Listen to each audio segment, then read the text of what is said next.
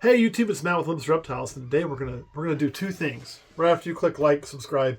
I know I'm asking you to click like before you see the whole video. Just do it. It helps us out. Click like, click subscribe. When you're done here, go check out the Patreon, or maybe even do it before. Check out the Discord community. It's really useful. Today we're going to show you some animals that are moving up to new tubs here very soon. Some of our graduating ones, and we're also going to play Can Matt Name Those Genetics, because I'm not going to see what's being pulled out, and this one's a tricky one. And I'll explain why in a minute. Because this one would be really easy. I think that's a sentinel. But this isn't a sentinel. This is a blackhead. No, not blackhead.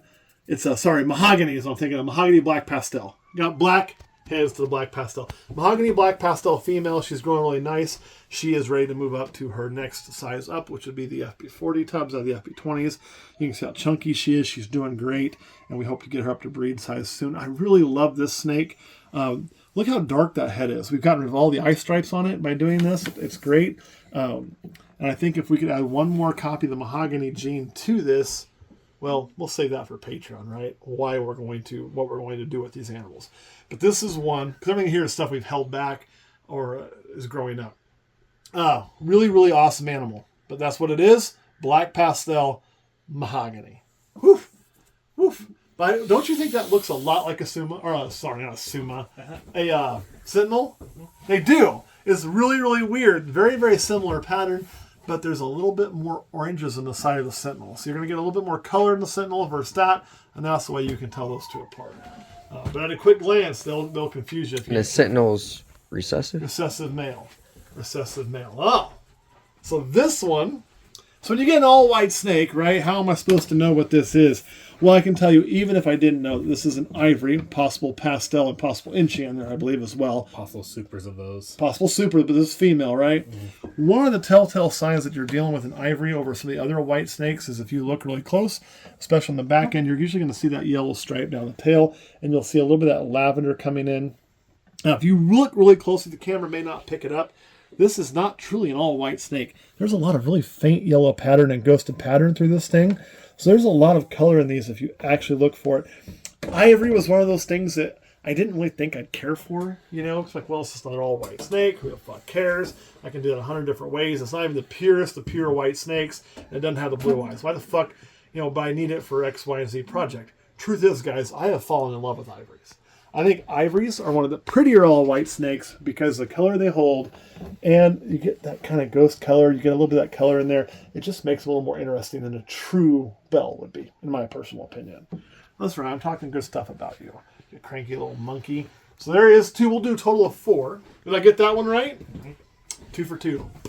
Let's see if we can go 4 for 4. There are 2 on one video I can cheat on because I can see them, but that's beside the point. We'll also got to talk about the difference in genetics and what we see in there. What's coming next? Oh, he's going to bring me something cool. Where are you going to bring me? Oh, man, bring me something hard. This thing is hard as morning wood. Not really. It's pretty easy. This is a pied. So why are we keeping single gene pieds? Well, I just fucking love them, man. To me, a pied is an iconic snake. It's something I can make 50 to 75 pieds a year and be perfectly content. I never worry I'm going to get stuck with them. They're going to draw a decent little amount. They're going to help keep the lights on. And I just like making them, right? I keep the ones that I really like.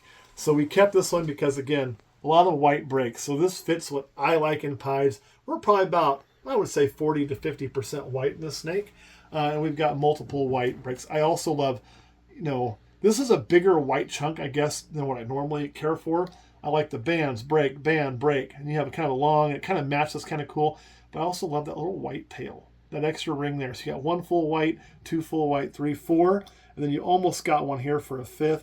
But all of the white chunks are pretty solid too. So a really cool snake, just a really nice pied female.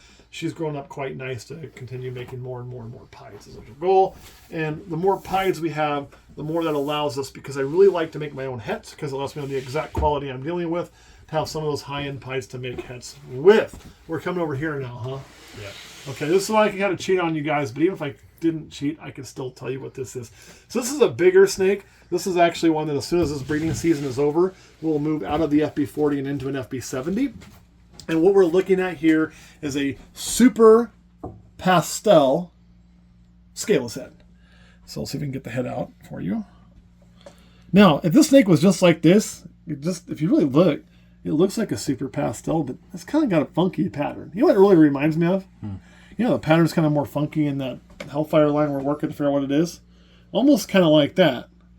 It's funky, but then you look on his head. This is not a super high expression of the scaleless head when you're looking for actual scales to be missing. You're going to see that little dot there. And if I can get this thing to stretch out for me, I'd show you a little bit more. Because you're saying, well, if it's not a super high expression, how do you know it's scaleless head? Man, you are in such a tight ball, you're squishing your own mouth. I'm not even going to... We're just going to see if you come out in a second.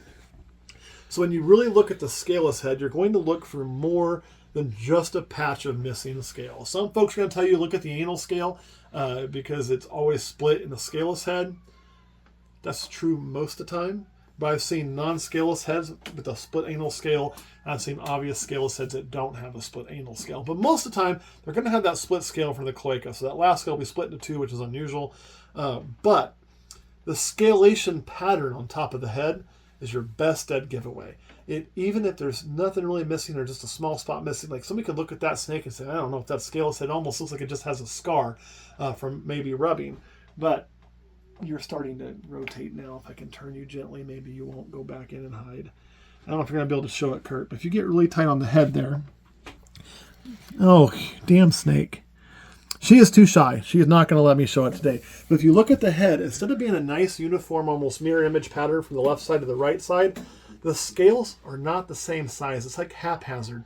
Instead of being like, think about the difference like a true brick wall where every brick's the same size versus those brick walkways. They're supposed to be pretty. Everything's almost cobblestone and different sized. That's how their scales kind of look. They're not uniform. They're not regular. They're just different on that head. So even though you won't see a big patch missing, it almost looks like the scales just aren't, they're kind of scrambled, the best way to put it. Usually you have two big old head scales and a bunch of little scales off that. They'll be kind of counter-eyed and smaller and not, they don't look uniform. So if you look at the head, you're not just looking to see skin, you're looking to see that odd scalation, and that will tell you which babies are scaleless head and which are not. And you're not going to even let us show it. Maybe if I get your tail out, will you go out the rest of the way?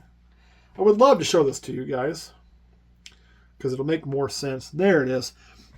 So if you can really get a focus on the head there, you can kind of see I'm talking about how the scales on the right and left, they're not uniform, they're not equal, they're not the same across the board, especially right there and there.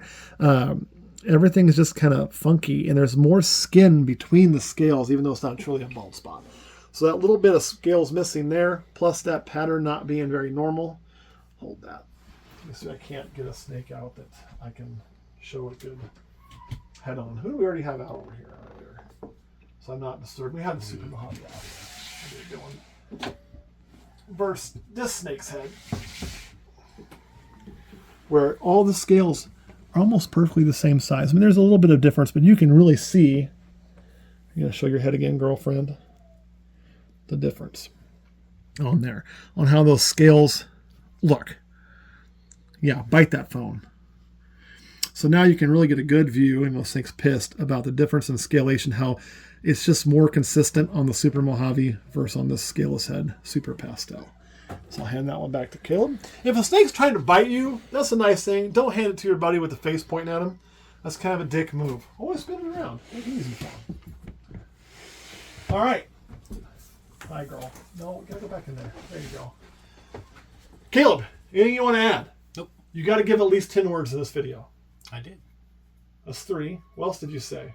I talked about how, it is what it is. That's 10 right there. I talked about how it is what it is. So you got a full video about genetics and showing the difference in the scales and how to really identify that. Some of our grow-up snakes from me and Caleb contributed. It is what it is. Kurting, you want to add? No. All right, guys, it is what it is, and it's the end of the video. We'll catch you all next time.